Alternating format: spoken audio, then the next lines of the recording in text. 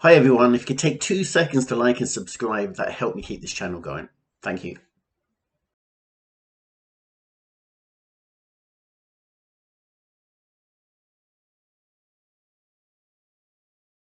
Okay, this is another Rules of the Road. This is section 11, motorways and tunnels. So motorways are roads that help reduce journey times by separating traffic and removing road junctions, i.e. there's no zebra crossings or pedestrian crossings or roundabouts, it's fast flowing traffic. General rules: the signs on the left show that following must not enter the motorway. People do not hold a full driving license for the category of vehicle they drive. Uh, anyone on a provisional. Vehicles incapable of speeds of at least 50 kilometers an hour. Vehicles with an engine capacity of 50 cc or less.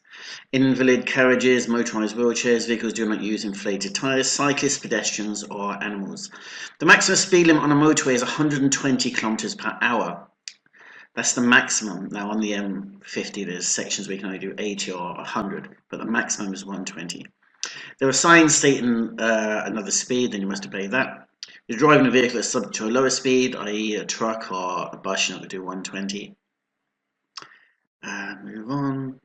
You must follow the steps when joining a motorway. Use acceleration lane to build up your speed, so you're matching the speed of the vehicles on the motorway. Signal early to other motorists that you intend to merge.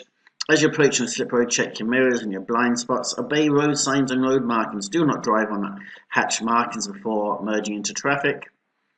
That's those white lines in the road, diagonal lines, you don't drive on those. Give way to traffic already on the motorway. Adjust your speed as you join the motorway so you match as near as possible. The vehicles are already on there. And treat each lane change as a separate maneuver. Do not swing across two lanes of the motorway. On the motorway, you must only drive ahead. No turning or reversing is permitted. You must only progress at a speed and in a way that avoids interference with other motorway traffic.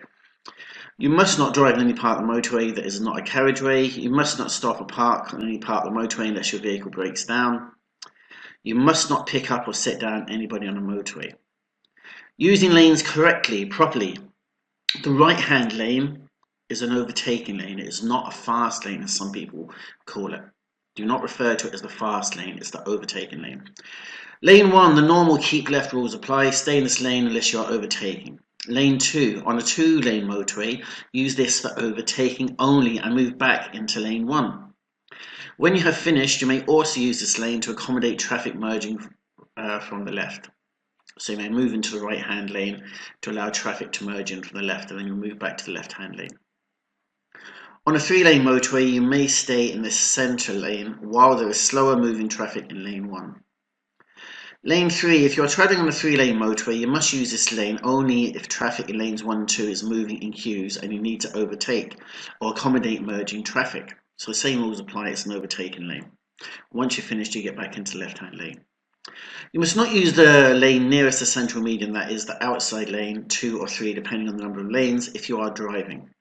A goods vehicle, a vehicle towing a trailer, a single or double-decker bus coach that is designed for carrying passengers.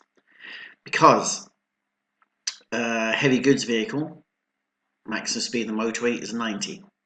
A vehicle towing a trailer or horse box or a caravan, maximum speed is 80. A single decker or double decker carrying vehicles, maximum speed is 65 kilometers an hour. Keeping your distance, use the 2-second rule on motorways to help you keep your distance. We've been through this before. The 2-second rule is the vehicle in front passes a static object such as a pole or a fence or a sign, and you say only a fool breaks the 2-second rule. And if you pass that same point before you get to the end of that phrase, then you're too close. Signalling. Once on a motorway, you must make a signal before every move. I think that's pretty straightforward. And indicating does not give you a right of way. Checking traffic around you. Check your mirrors regularly. Be aware of your blind spots. You must be able to stop within a distance that you can see to be clear. You should avoid staying in other drivers' blind spots. Keep your eyes moving. Scan up the queue. So look at as far ahead as you can. If you notice traffic slowing down sharply, use your hazard warning lights to warn the people behind you. Before changing lane, remember your mirror signal mirror. Avoid causing another driver to brake or change lane to accommodate you. Overtaking. Overtake only on the right unless traffic is travelling in slow moving traffic. So one of the few times you can overtake on the left is in slow moving traffic. Traffic is moving less than 20 kilometers an hour. If the traffic in the lane in the right of you is moving slower than yours, you can overtake on the left. And that's it basically. You can overtake on the left in slow moving traffic. Check the way is clear behind the head and signal well in advance. Remember that traffic will be travelling a lot faster than an ordinary road. Be particularly careful at dusk, during darkness and poor weather conditions. Anything that might affect your visibility. Gantries are structures used to display traffic signs above traffic lanes on motorways and dual carriageways.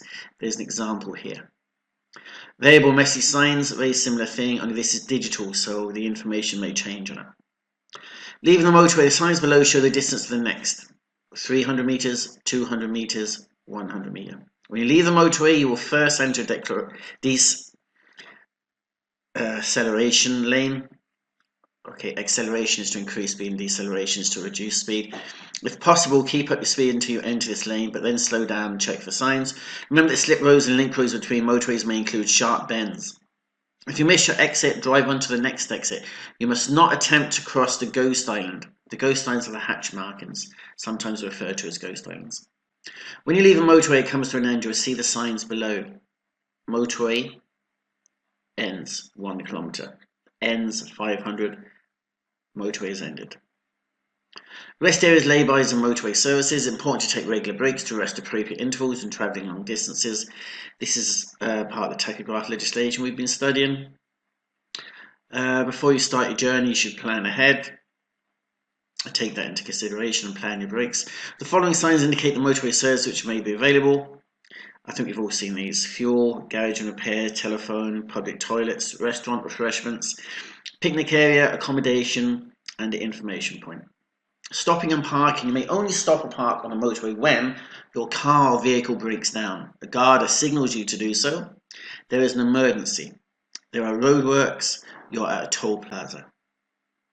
Before you begin a long motorway journey, make sure your vehicle is fit to carry out a long journey, has the correct tyre pressure, has enough oil and coolant, has enough fuel to at least take you to the next petrol station. That would all be part of your daily walk around anyway. What to do if your vehicle breaks down? Look out for marked parking areas, so get to a correct parking area if you can. Move your vehicle towards the hard shoulder, not the centre where the fast lane is, the hard shoulder on the left. Use the roadside phones to contact the guardian. Do not place any warning device such as a triangle on the motorway. You can put triangles on the normal road and national road, but you do not put triangles out on the motorway. Never try to do repairs yourself on the hard shoulder. Wear a high visibility vest. Do not walk on the motorway. Make sure that passengers keep away from the motorway lanes and hard shoulder and keep children under control. Wait for help on the embankment on the motorway well behind the crash barrier. Don't wait in the vehicle. Get out, get over the barrier and wait in a place of safety. If you're unable to follow the above advice, you should stay in your vehicle with your safety belt securely fastened and switch on your hazard lights. Before you rejoin a motorway after breakdown, build up your speed. Many motorways now include important information about location and direction of travel on the surface of a hard shoulder. This information includes LRIs, signs and LRM signs and is aimed at assisting road users accurately and communicating exactly where you are. The LRA, the Location Reference Indicator. The motorway dual carriageway road number, the direction of travel, the distance in kilometers from the start point of a motorway. So here, you're on the M7, travelling east, and you're 32.5 kilometers from the start of the motorway. So if you give this information to the recovery people or the guard, they should know exactly where you are. Here, you're on the N18, travelling north, and you're 85 kilometers away from the beginning of the motorway. LRM, same thing, but on the ground. Okay, the route and direction of travel. So, example indicates that they're M7. You're heading west. The distance is 72.5 kilometers from the start of the M7, heading west. Okay, and there's the direction to the nearest telephone. So M7 west. Nearest telephone is this direction, and you're 72.5 kilometers away from the beginning of the motorway. Obstructions. If you become aware of someone blocking the flow of traffic ahead, use the roadside telephone or mobile phone to telephone the guard. Do not attempt to remove it yourself. Driving in fog. I think we know. Switch on dipped headlights and fog lights. The greatest risk is a multiple vehicle pileup on roads with higher speeds such as motorways and dual carriageways. I'll post a video on that. Toll plaza. When approaching a toll plaza, you must reduce your speed appropriately. Don't jam on the brakes. Don't drive too slow, but reduce your speed appropriately. All A1 tolled roads, sorry, that's meant to be all tolled roads in Ireland, with the exception of the M50 E-flow barrier, 3-time system are managed by conventional barrier-operated toll. Okay, and there are your signals. Sign that you can pay in cash. That's an e-toll. So that's a person will take the money off you. You can throw your money into a basket. This sign shows the credit cards are accepted in that lane. No heavy goods in that vehicle. Lane open, lane closed. Approaching the tunnel, check you have enough fuel in your vehicle before entering the tunnel. You don't want to break down the tunnel. Remove sunglasses. Switch on dipped headlights if available. Tune into the designated FM radio station, as this will let you hear safety instructions during your journey. Keep a safe distance from the vehicle in front. Be aware that restrictions on the use of tunnels by HGVs.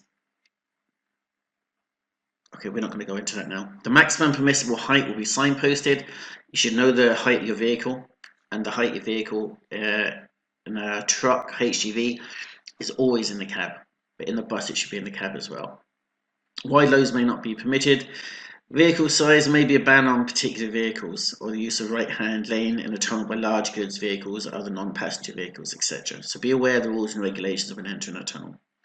Keep in lane and do not overtake. You must not drive in the right-hand lane in a motorway tunnel. If you're driving a type of vehicle prohibited from using that lane, which we discussed earlier, do not turn or reverse in a tunnel. Do not stop except in case of emergency. Obey the speed limits. Keep your distance.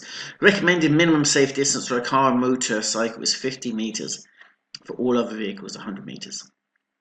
In the tunnel, if you were instructed to stop, you should stop and keep a safe distance. Switch on your hazard lights. Switch off your engine. Check your radio for instructions. Check all electronic signs in the tunnel for information. In the tunnel, breakdown or crash. If there's a breakdown or crash in the tunnel, you should switch off the engine, switch on your hazards, check your radio for instructions, go to emergency station and use emergency phone to tell the tunnel operator. Check all electronic signs in the tunnel for information. If there's a fire in your vehicle, switch off your engine again, leave your vehicle immediately, go to an emergency station and use emergency phone to tell the tunnel operator. Leave the tunnel by the nearest available exit. Fire in another vehicle. If there's smoke or fire in another vehicle, you should drive out of the tunnel if the fire is behind you. If the fire is ahead of you, turn off your engine, leave the vehicle immediately and leave the tunnel by the nearest emergency exit. Leaving the tunnel, keep a safe speed and position on the roadway, follow the road signs. Here's some signage: emergency tunnel lay-by, fire extinguisher and telephone. That's a fire extinguisher, telephone and lay-by. Pretty straightforward. This passageway does not provide protection from fire. Okay, and there's an emergency exit. Thank you for liking and subscribing to my channel. And liking and subscribing to my channel helps other people like you find them. I'm Leon Clifton.